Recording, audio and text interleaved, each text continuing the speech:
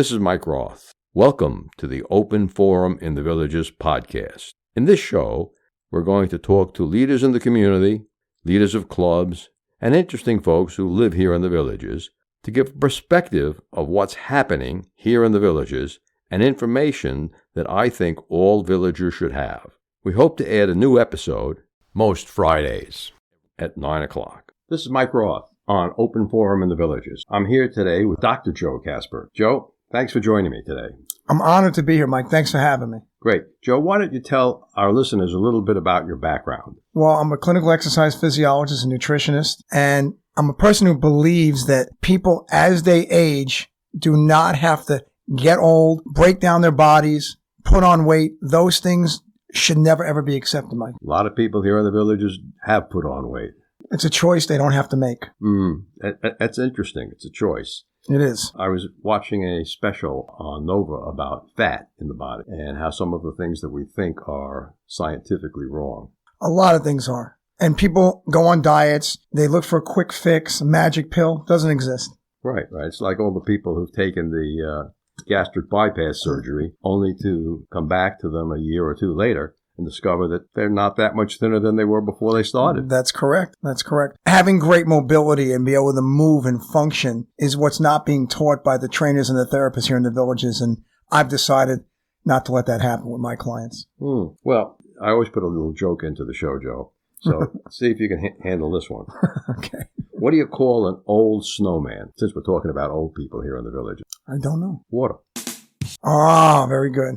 Very, very good. Okay. Joe, how long have you been in this avocation of health and nutrition and movement? Well, I decided when I was a late teen, when my dad was having some health issues. Mm-hmm. And then when I became 20, he became 50, he had a heart attack.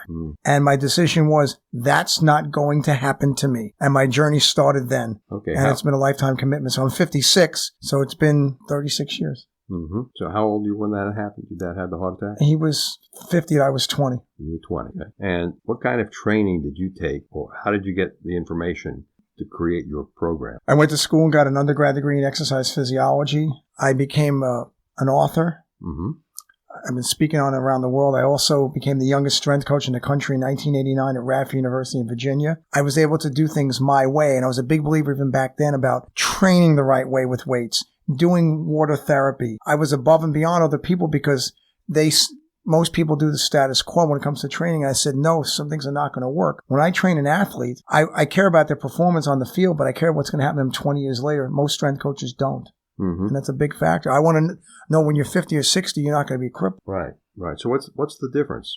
Well, if you look around, you'll see so many people are either not training enough or overtraining. They're in the gym for 2-3 hours and they're doing so many heavy lifts and they have knee problems, hip problems. They're putting too much pressure on the joints. It's not necessary. It really isn't at any age. Right. People lift up weights that are too heavy. Well, they're too heavy. The form is terrible. They're overexerting themselves. And it's the whole no pain, no gain thing is wrong. I teach no pain, no gain, no way. I will never teach that. I take a therapy approach where you push the muscle, but not to the point of pain. And my clients don't get injured. And we work on mobility. We work on balance. And the gains have been incredible over the years. Mm-hmm. Which exercise protocol is the best for people and why? There are no best. There is no best. Nope. It's a great question, Mike, because everyone is different. Everyone's needs are different. So, example, I might tell one of my clients, hey, let's do some aquatherapy. And they go, Joe, I don't like the pool. Then there goes that. That's not going to happen. Mm-hmm. If you don't like the program, you will quit. That's a fact of life. That's why right now it's New Year's resolutions coming, right? Right. You know what the word diet stands for, Mike? Can I tell you? Sure. Here's my acronym for diet. Depression, insecurity, emotional trauma. It's a victim club. The Weight Watchers, Jenny Craig, whatever program is not going to last. It just won't.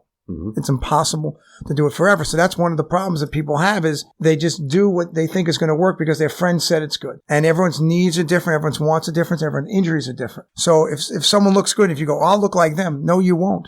They'll talk with women. They'll say, you can have a Pilates body. If you're 4'9", it's never going to happen. I don't even know what a Pilates body means. That's a tall, long, lean, muscular body. Well, some people aren't born tall. That's correct. So that's right. You can always make improvements, but right. But if you look at someone, don't have their body, have your body, be the best that you can be. Mm-hmm. Mm-hmm. Here in the villages where we have most people over 55 years of age, and I'm told an average age of 68, Okay. What should people do to improve their posture and their mobility? I'm glad you brought that up. Number one, human beings are made to walk without looking at their feet. Same with animals.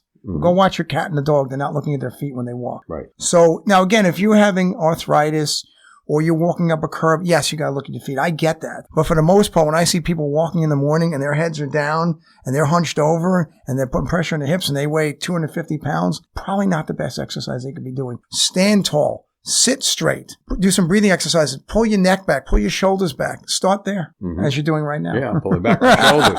Well, I always tell my performers in the improv groups to speak from your diaphragm. That's You're correct. You're going to sound better on stage. Yes, absolutely correct. And with the way the microphones work sometimes, you've got to project your voice. You absolutely do have to project.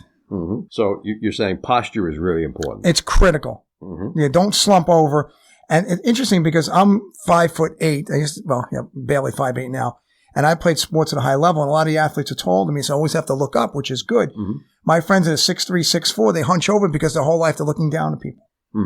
Well, and on the other side, many of us have lost an inch or two since we were 21. That's true. That's correct. And if you can't walk straight, okay, and there are people who have certain inabilities that have crept in over time through whatever process, what do you tell them? Get it evaluated, number one. Get the proper shoes or sneakers, the right cane, whatever it may be, but never stand for the status quo. So let's say you want to make an appointment with the doctor. And this is, by the way, one of the problems around here is I love the villages, but here's something I don't like. I'm going to say this. People try to go to the doctor. They have to wait 3 or 4 months to see the doctor. You're going to the wrong doctor. Exactly right. If that's your doctor, fire them. Correct.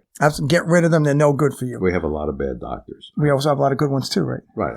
Because remember, people out there, you're in charge of your health, not your doctor. You're the boss. They're your guide. They're there to help you, but you're in charge. Right. And too many people go, well, I have to do whatever my doctor says. Yeah, well, I'm gonna give my doctor a quick plug then. Go ahead. He's Dr. Martinez Cruz. He's in the Summit off Rolling Acres Road in 466. He's a concierge doctor. I know exactly what that is. Okay. And excellent. He's not terribly expensive. He's not like MD VIP. MD VIP has a good doctor here in the Villages. And one of my cousins here in the Villages suggested that I see Martinez Cruz. And at first I was a little bit skeptical, but I finally broke down and discovered that he was a Harvard-trained doctor. And he's superior. He even lets you text him to get your questions answered without going in to see him. That's nice. So he's a great guy because he's from Harvard because he has a great personality and cares about people. That's what I don't really know if they got that at Harvard, but he's a great. That's the way it should be. That's great. I would keep that guy. I have kept him. Good. That's awesome. So this time you're not going to have to fire your doctor. Yes. I had one that fired herself. She was working at a certain very large medical group out across the street from the Villages Hospital. She was from California, very well-trained lady, and I was with her for about 8 months. Then one day she disappeared. And at first they told me, well, she had a little illness and she went back to California for treatment. And I'm thinking, wow, there's something wrong with this practice. And then she never came back. But they should have told you. That's not right. I've had 2 doctors disappear in the Villages. Well, I'm from New York and people disappear for other reasons. For other reasons. We're not going to discuss that. That's a whole different story. Yes. Now, Joe, why do you think people are living a shorter life than they could, or are they dying longer? Yes, that's a good question. Absolutely, our society is living shorter and dying longer. Here's what I mean. Why do you want the last 10 years of your life in a nursing home? I don't think anyone does. It happens. It doesn't have to. It doesn't have to. So how do you change that? You change because you start to eat better, you get better exercise, you find people that are highly trained who can assist you. People spend a lot of money on for example, someone buys a new car, right? And they go, Mike, here's this beautiful car. I'll make up a number, 50 grand. For another 10, we'll give you extra leather seats, extra sunroof, shiny wheels. People go, oh, I'll take that. Same person. I have a health coach for 10 grand. I'm not spending that kind of money. Some people say that about the MD VIP. Yeah. But I've been using concierge physicians at least for 10 years. Because I used them for 5 or 7 years in Cincinnati before I came to the Villages. That's smart, yeah. Well, but that's how people think. But it's kind of like this, Mike, as well. Would you go to a medical doctor and get nutrition advice or vitamin advice? No, they're not qualified. Would you get exercise advice from them? No, they're not qualified.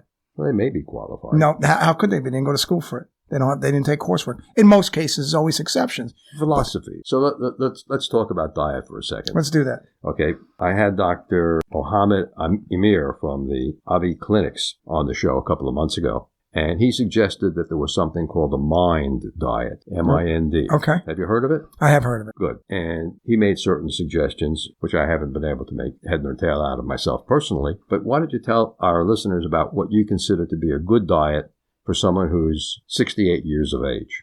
I'm going to tell you what a diet be for any age. First of all, when it comes to food, one thing that no health professional talks about is how the food was processed. So example, chicken is not better than red meat. No way. That's a scam. Greek yogurt does not have any probiotics in it. Wheat bread is not better than white bread. It's all a fallacy. The human body, Mike, is made to eat real food and be able to break it down. So example, here in the Villages, there's a seafood place on 466. There's a vegetable stand right there. I went to talk to the guy there, and they have organic fruits and vegetables grown in his backyard. That's way better than buying in Publix. Now, Publix sells very good lettuce from the sawgrass, which is great. Okay, hydroponic, I like that. But if you're a person who wants to get healthier, cut back on the processed food. And that's what people don't understand. They want to go out to dinner all the time. Why is chicken a processed food? It's an animal. How's the chicken fed? Corn, hormones, fillers. They're in coops. Okay, they're slaughtered the wrong way. They're not living a happy life. The people go out there and let's say they hunt in the wild. Those animals are much better because they're living in nature. And anyone who's in this field knows that the whole chicken red meat thing is a bunch of garbage. It just is. How was the food you put in your body processed? If you could start living that way even a little bit, you'll make incredible gains. So why don't we give people a little bit clearer advice, because just throwing the word organic on a product might make it more salable, but it's almost, if it's sitting there on the shelf in public or at one of the farmers markets, you can't tell if it's organic. Right. That's right. That's correct. Right. Do you know exactly? No, but here's another reality. The more processing things are, the more difficult it is to break it down. So if you go to that market there, where the guy grows in his backyard, I guess you can go to his house and check it out. If you want to dig, you can dig. And that's part of it. But do I trust a supermarket that has stuff sitting on the shelf forever with fluorescent light hitting it, that's made with chemicals and fillers to hold it together? No, I don't. I want the least amount of processing in my body. That's how I roll. And it's not a perfect science, and it's never going to be 100%. Nothing in life is. Yeah. 5 or 6 years, must have been 7 years ago, I went to the Farm Technology Expo put on by the Ohio State University. Tremendous, I'm going to call it a fairground. And there were vendors there selling seed to farmers. And so we wandered into one or more of these grain vendors, and they were selling corn seeds. Oh my God. And I said, well, can you show me the difference between natural corn and the genetically modified corn? And he said, well, no one wants to buy that. I said, that's the problem. Yeah. What percentage of your corn that you sell is natural? And he said, well, less than 3%. Yeah, that's sad. I was dumbfounded. But I knew that for years. Yeah.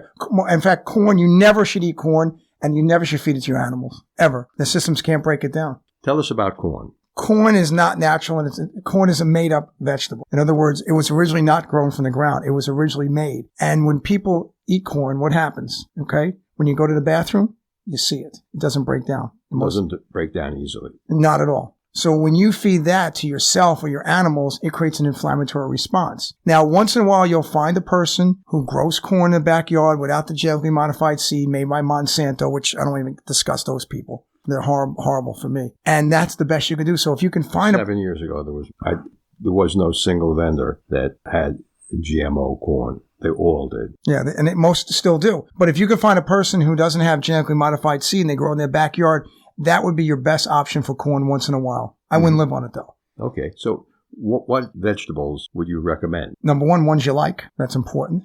Okay. Raw vegetables are better. Another thing, too, about vegetables is I believe people should have a salad before eating their animal protein, because if they do that, Mike, they can help break down the food. Good. Salad, animal protein, and never, ever have fruit for dessert. You want to have fruit way before because it ferments in your stomach. Now, going back to your question about what's wrong with having a pear or an apple for dessert? Terrible. Bad idea. Because it ferments in your stomach and it can create gas. You don't want that. Oh. So it's fruit, salad, animal protein in that order, and you'll have a better digestive system. For most people, that works better. Okay. But I want to ask you a question about vegetables. Good. Okay, so some people like to cook them, steam them, eat them raw. Example, some people like broccoli, some don't. I love squash. It's one of my favorite things because I could take the squash and cook it and turn it into spaghetti. Spaghetti squash is excellent. Right. So now I have to buy processed pasta. So you want to replace things with better things in life and in eating. If you don't like the taste, you will quit. So I like carrots. Now, here's a problem with the carrots. There's a problem with carrots? Well, Wow. how are they grown? Like anything else? How In the ground. But the ones you're buying, are you sure about that? Are you sure they're not sprayed? Heck, I don't know. Try to find the better qualities. Now, for carrots, when you go in the store, you know when they're really dirty and muddy? Yeah. Those are the better ones. Clean them up yourself. Okay. More nutrition to it. What about Brussels sprouts? Brussels sprouts are great. Again, how are they processed? But most Brussels sprouts are good. That's one of the vegetables that's not as popular, so the chances of it being sprayed as much are much less. Mm-hmm. Yeah, I bought Brussels sprouts where they're still on the stalk, and you have to cut them off the stalk. Yeah. Yeah. But if you can figure out a way, now sometimes certified organic is not true because some companies don't pay for it. But if you can get something, as I keep saying, that has the least amount of process, you'll definitely have a better chance of having less inflammation in your body. And when you eat real food, your body adapts and the weight can come off. Mm-hmm. So what about pizza? What about pizza? Would that be a qualified good thing to eat? No. Here's why. Bleach flour, cow cheese, which is poison. So here's what I do. If you go to City Fire, they have a pizza named after me. It's called the Dr. Joe Special. Really? Yes, they do, sir. What is that? It's gluten-free crust with red sauce and goat cheese. Goat cheese is much easier to break down in your body. It takes about 20 minutes. Where cow products, and that includes steak and cheese and milk, take over 2 hours to break down the human digestive system. Mm-hmm. So goat is way better. So you like things like nuts and whole grain cereal? No, they're fake too. Nuts are fake. You know what they make? Roasted nuts, Mike? I know you're going to hate me, but roasted nuts are made with oils, which are rancid. Nuts have to be raw. They're garbage. I'll give you an example. My mom, when she was alive, she had a nut allergy according to the testing, right? Mm-hmm. Right. She would choke when she had Planters peanuts, which are garbage too, with salt and chemicals and fillers. Yeah, a lot of salt on. When my mom went to raw nuts, she had no problem. Mm-hmm. But according to the medical data, she couldn't and she did.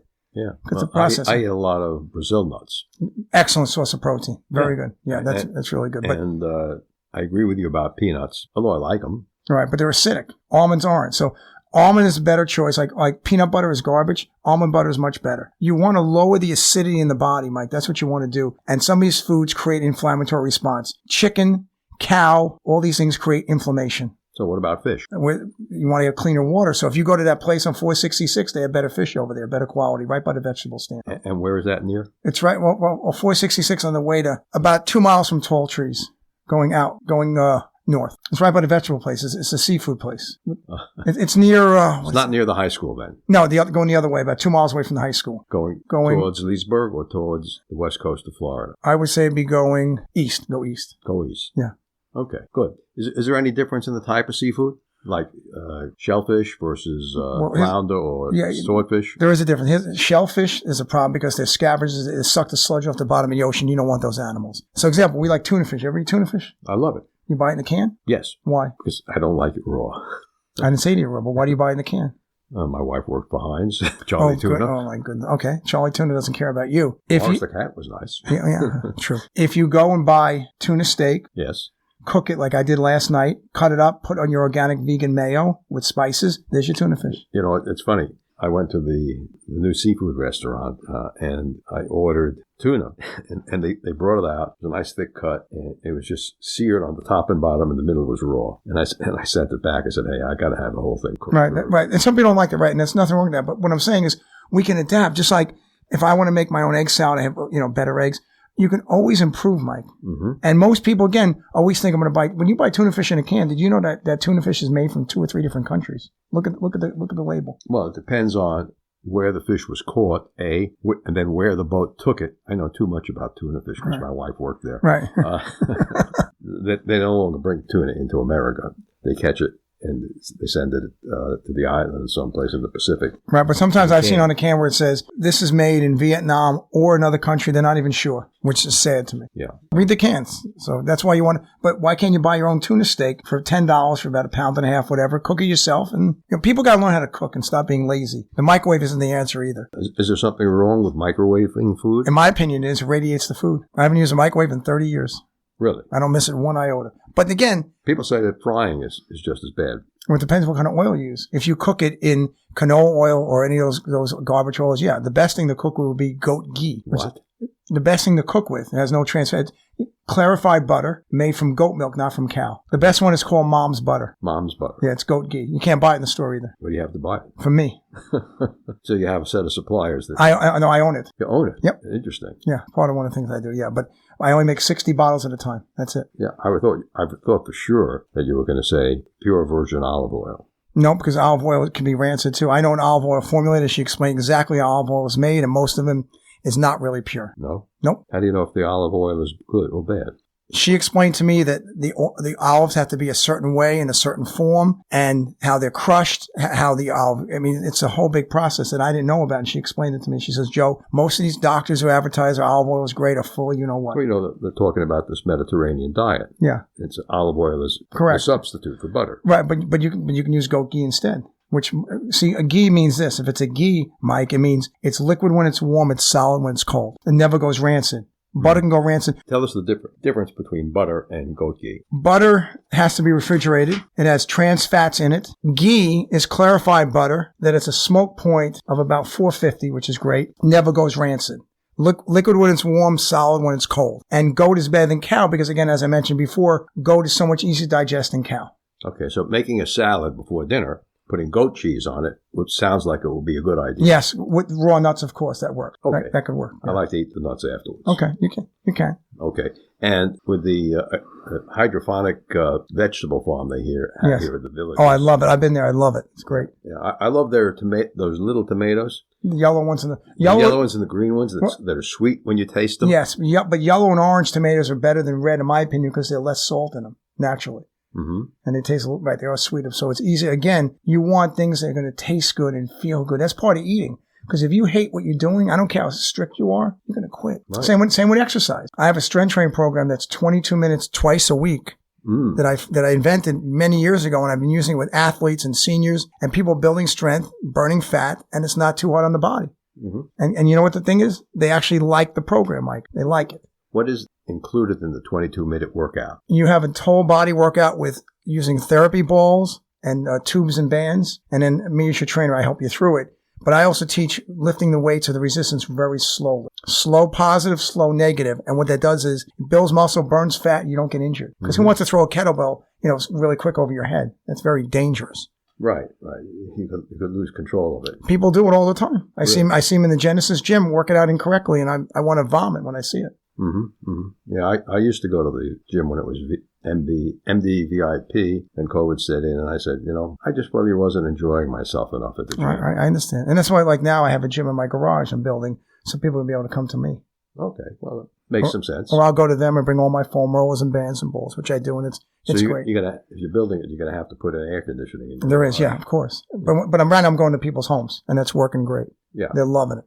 Yeah, that makes a lot of sense. So before we run out of time, Joe, why don't you tell our listeners how they can contact you after the show? Sure. Ladies and gentlemen, the best way to contact me is via the phone. I'm old school. I want to speak to you. I want to hear your voice. I want to hear your concerns. 917-399-9754. Let me say that one more time. 917-399-9754. And my website is Kasper with a K, institute.com. That's KasperInstitute.com. Why don't we spell that out?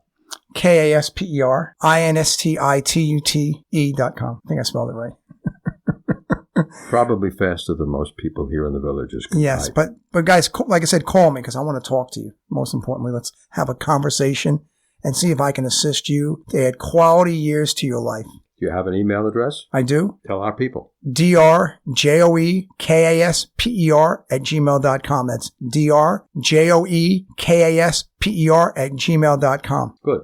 Joe, is there anything you'd like to add before we run out of time? Yes. Folks out there, for you, your kids, your grandkids, I'd like to see you live longer than you ever thought and feel better and love your life because we're only here for a short period of time in this world. And I believe in doing everything possible to add those great years to our lives. And thank you so much for having me, Mike. Good. Thanks a lot for being with us today, Joe. Much appreciated.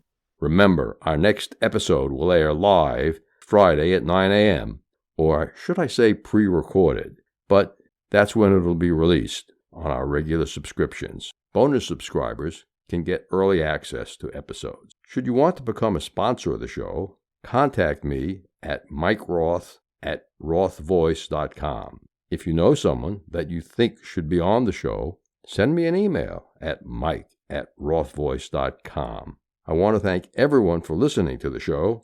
The content of the show is copyright by Roth Voice 2022, all rights reserved.